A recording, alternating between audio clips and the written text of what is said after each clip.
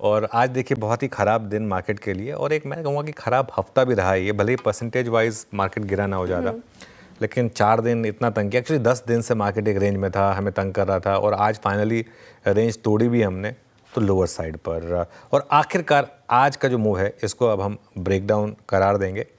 कल एक बात ये हुई थी कि एक दिन और देखेंगे और आज भी सुबह एक बार के लिए तो निफ्टी ने कोशिश की थी उस 25,325 को रिक्लेम करने की। वो सुबह की जो कोशिश थी लेकिन वो वहीं उसी जोन में पर आकर रुकी 25,325 पर, जो आज सुबह हमने मेंशन किया था कि वहाँ पर अगर आप रुक गए तो दिक्कत आ जाएगी। और 25,250 के नीचे अगर आप फिसले तो 25,050 भी ओपन होगा। और अब निफ्टी 10 और 20 डे एक्सपोनेंशियल मूविंग एवरेज के नीचे मिड कैप में भी लगातार गिरावट। और आई थिंक ये इस पूरी डिक्लाइन में एक और चीज़ जो रही, नॉर्मली क्या होता था कि मिड कैप आउट परफॉर्म कर रहे होते थे, इस डिक्लाइन में मिड कैप ने भी गिरना शुरू किया था। और आज भी मिड कैप और स्मॉल कैप यहाँ अच्छी खासी गिरावट है। एडवांस डिक्लाइन देखिए आप, आपकी स्क्रीन पर आएगा, काफ़ी ख़राब है वो। तो ये थोड़ा सा आज मार्केट के लिए दिक्कत। लेट्स सी आखिरी का 1.5 घंटा क्या लाता है हमारे लिए। बिल्कुल देखने वाली बात होगी कि आखिरी के 1.5 घंटे मार्केट कैसे रिएक्ट करता है। लेकिन लगातार 10वां सेशन जब मार्केट पर प्रेशर देखने को मिला और आज का सेशन काफ़ी क्रिटिकल, ज़्यादा दबाव आज के सेशन में देखने को मिला। मिड कैप और स्मॉल कैप जैसा कि आप भी जिक्र कर रहे थे, अब यहाँ पे थोड़ा कंसर्न लग रहा है ज़्यादा। लेकिन कल हम बात कर रहे थे इंपॉर्टेंट लेवल्स की, 25,350 तक इंपॉर्टेंट लेवल अगर वो ब्रेक करता है तो फिर हम सोच सकते हैं कि ब्रेक डाउन आया। आपने अभी बोला भी कि ब्रेक डाउन अब इसको करार दिया जा सकता है। क्या ये अब चिंता का विषय हो चुका है? अब यहाँ से कौन से लेवल इंपॉर्टेंट लग रहे हैं आपको, या फिर अब भी आप मार्केट को लेकर कंसर्न नहीं है? देखिए दिक्कत क्या है कि लेवल्स की बात मैं करूँगा, लेकिन दिक्कत ये है कि ये वाली जो गिरावट आई है ना श्रेया, ये अर्निंग्स की वजह से आई है। और इसलिए इस गिरावट को थोड़ा ज़्यादा आपको महत्व देना होगा। आई थिंक कुछ साइन थे बाज़ार में जब ऑटो सेल्स के नंबर्स आए थे। अरे मैंने जब वो रामदेव जी का भी इंटरव्यू किया था, ये बात भी हुई थी और कहीं ना कहीं रह रहकर एक फीलिंग आ रही थी कि नहीं, अर्निंग्स में वो बात है नहीं जो इस Q1 के अर्निंग्स सीजन में होनी चाहिए थी। लेकिन प्राइस ब्रेकडाउन में मार्केट ने थोड़ा समय लगाया। 3-4 दिन मार्केट थोड़ा सा आई थिंक वार्निंग साइन दे रहा था, लेकिन आज कुछ प्राइस ब्रेकडाउन दिया मार्केट ने।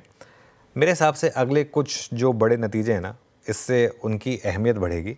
और ये हो सकता है कि आपको शायद थोड़ा सा फार्मा में छुपने की जगह मिल जाए, थोड़ी सी हो सकता है कि आपको FMCG में छुपने की जगह मिल जाए।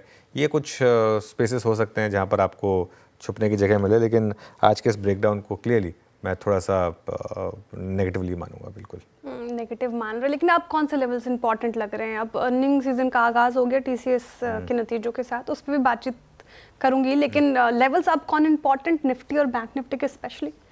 देखिए अब सबसे इम्पॉर्टेंट लेवल है 25,050। आई थिंक ये आपको इम्पॉर्टेंट लेवल है।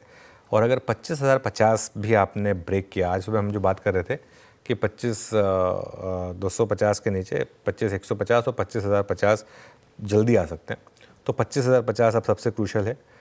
निफ्टी का अगर आप 3 महीने का चार्ट रखेंगे ना, तो एक चीज़ मैं आपको दिखाना चाहती हूँ। बेटा निफ्टी का 3 महीने का चार्ट रखिए, अगर आप 25,050 के नीचे फिसले तो ये जो लास्ट वाली रैली है, पूरी रैली नहीं, चलिए 1 महीने का चार्ट रख दीजिए, जो लास्ट वाली रैली है जो हमने इस अर्निंग सीजन से जस्ट पहले देखी थी, जो 22, हाँ ये वाली रैली जो करीब करीब शुरू हुई थी 24,700 24,800 से, 24,700 24,800 से जो रैली हमने देखी थी, वो जो फ्लैग पैटर्न बना था उसका ब्रेकडाउन आ गया इंस्टेड ऑफ ब्रेकआउट।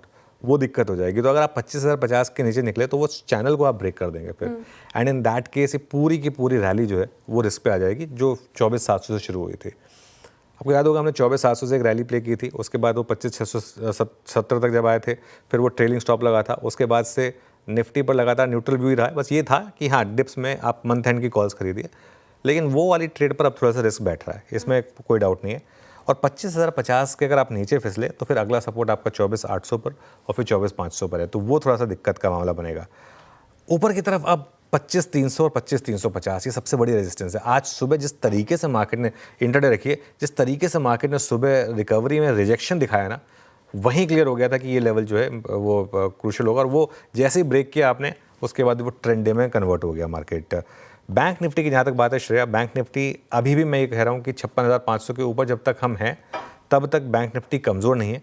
अभी भी हम 20 डेमा के ऊपर ही हैं, आसपास ही हैं, ये मान के चलिए। हाँ, लेकिन 56,500 अगर आपने बैंक निफ्टी पर तोड़ना शुरू किया किसी भी कारण से, तो 56,000 तक कोई सपोर्ट नहीं है बैंक निफ्टी पर। तो इसके लिए 56,500 को होल्ड करना बहुत क्रूशियल है। और ऊपरी लेवल पर 57,000 का लेवल है, जहाँ पर मुझे लग रहा है कि एक थोड़ा सा एक रेजिस्टेंस मिलेगा। एक चीज़ मैं ऐड करना चाह रहा था इसमें कि फार्मा और एफएमसीजी, आई थिंक अब ये 2 सेक्टर हैं। नॉर्मली मैं इसमें आईटी ऐड करता, लेकिन फार्मा और एफएमसीजी ये 2 सेक्टर हैं जहाँ पर अब लोग थोड़ा सा छुपने की जगह ढूंढ रहे हैं। आज भी अगर आप देखें तो यही 2 इंडेक्स हैं जिन्होंने थोड़ी सी कोशिश करी है, इनका वेट नहीं है इंडेक्स में, थोड़ी सी इन्होंने लेकिन कोशिश करी है मार्केट को थोड़ा सा बचा के रखने के लिए।